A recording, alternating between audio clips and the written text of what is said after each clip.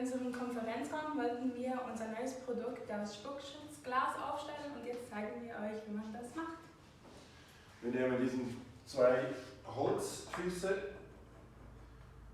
ca. 50 cm Abstand. Das Glas passt hier genau rein und so können wir flexibel aufstellen, wie wir das wollen. Und so ist der Schutz gewährleistet.